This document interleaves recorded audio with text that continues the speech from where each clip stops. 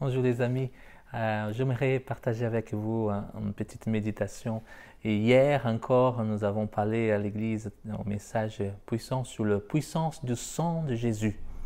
Et un homme de Dieu, Derek Prince, qui disait que le sang de Jésus est comme la bombe atomique de Dieu. Là où il est appliqué, l'ennemi, il perd. Il perd le territoire, il lâche prise. Il y a une puissance incroyable ce que Jésus a accompli pour nous. Le sang que Jésus a versé au jardin de Gethsémani était là pour nous restaurer, pour nous rétablir. Tout ce que Adam a pu perdre dans le jardin Éden, Jésus a récupéré, a restauré dans le jardin de Gethsémani par son sang qui nous rachète, son sang qui a été versé pour nous. Et hier, j'ai encore parlé de ce qu'est le sang de Jésus qui a été versé par ses meurtrissures. Et la parole de Dieu dit en Ésaïe 53, verset 5, il dit « Mais il était blessé pour nos péchés, brisé pour nos iniquités. Le châtiment qui nous donne la paix est tombé sur lui, et c'est par ses meurtrissures que nous sommes guéris. » Jésus, il est venu accomplir une mission que personne ne pouvait accomplir. La mission la plus importante, une mission de rachat, de rédemption pour l'humanité, qui nous sauve, qui nous libère.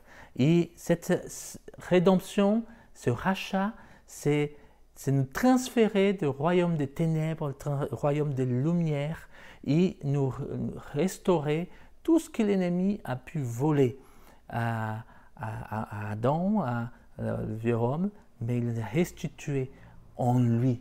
En lui, nous avons l'abondance. Et c'est très intéressant de comprendre parce que parfois, on pense que notre rédemption, c'est pour le pardon de péché. Je suis pardonné du péché et j'ai la paix. La rédemption, c'est juste mon salut. Mais la rédemption que Jésus a accomplie, c'est une rédemption totale. Et qui nous pouvons vivre l'œuvre de Dieu, la puissance de Dieu dans notre vie pour nous guérir, nous restaurer et nous délivrer. J'aimerais juste raconter une histoire d'un homme ça se passait dans le temps encore où il n'y avait pas d'avion et on devait prendre des bateaux pour traverser l'océan. Et cet homme, il était quelqu'un qui avait un rêve d'aller aux États-Unis. Il habitait en Angleterre et il a travaillé, il a gardé beaucoup d'argent pour pouvoir acheter un ticket et vivre cette traversée dans un grand bateau, en croisière. Et c'était son rêve. Et il a réussi à avoir cet argent et lui, il a acheté le billet, il a pu rentrer et faire ce voyage. Mais dans sa tête, il croyait qu'il avait juste l'argent suffisant pour le traverser et qu'il devait se débrouiller pour cette semaine qu'ils allaient passer à pouvoir avoir de quoi manger, Alors il a une idée, je vais cuire des œufs durs et je vais garder dans ma valise et je vais traverser chaque fois, voilà, que j'ai faim ou quelque chose, je veux récupérer. Alors, ce qui s'est passé, il était tout heureux d'être dans ce bateau. Ils sont partis. Et le premier jour, ça s'est bien passé. Le deuxième jour, voilà, il voyait que les gens s'amusaient, il voyait que les gens allaient lors du repas au restaurant. Et lui, il pensait, voilà, je peux pas, j'ai pas de l'argent, je peux pas profiter de cela. Et du coup, il allait chaque fois dans sa chambre, récupérer dans sa valise un œuf. Et il mangeait des œufs pour ce voyage. Et à un moment donné, il avait marre. Et à la fin, c'était assez long, toute une semaine dans ce bateau, et il ne pouvait pas profiter. Et il était content que le bateau arrive, mais il faisait la tête parce que ce qu'il rêvait, ce n'était pas exactement ça. Et quand ils sont arrivés, tout le monde saluait, ils traversaient, ils saluaient le capitaine du bateau. Et là, quand il était en train de passer, le capitaine pose la question parce qu'il a vu la tête qu'il faisait. Alors, comment ça a été votre voyage? Est-ce que vous avez aimé ce voyage avec nous? Et lui, il dit, écoute, c'était quand même pas mal difficile parce que voilà, j'avais pas l'argent. Alors du coup, j'ai pas pu profiter des activités, du repas et de ce qu'il y avait, des animations dans ce bateau. Et du coup, c'était quand même assez long pour moi. Et le capitaine, il a dit, mais attends, montre-moi ce billet.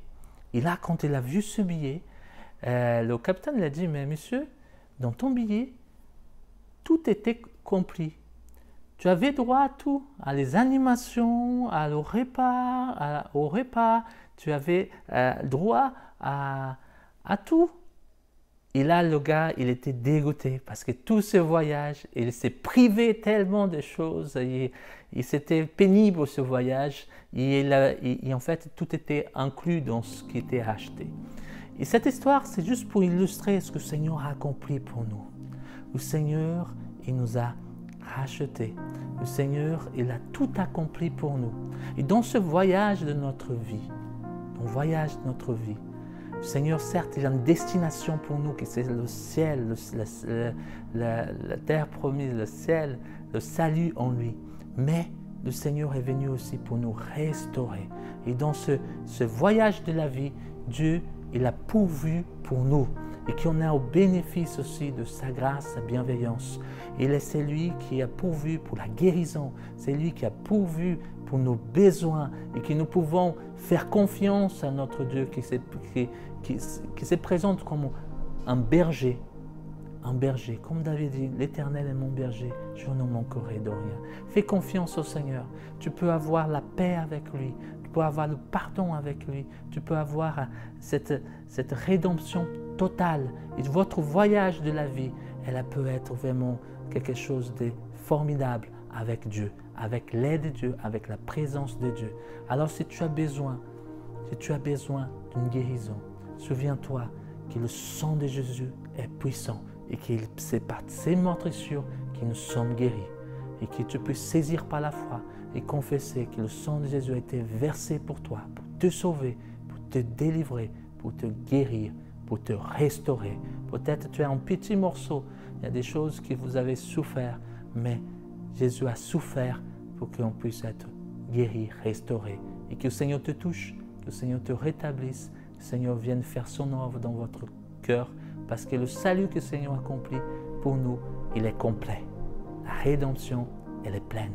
Et que vous vivre cette vie que le Seigneur a promis, d'une vie abondante, avec la grâce de Dieu. Que le Seigneur vous bénisse, fortifie votre foi et fait confiance au Seigneur et place votre cœur devant votre Seigneur.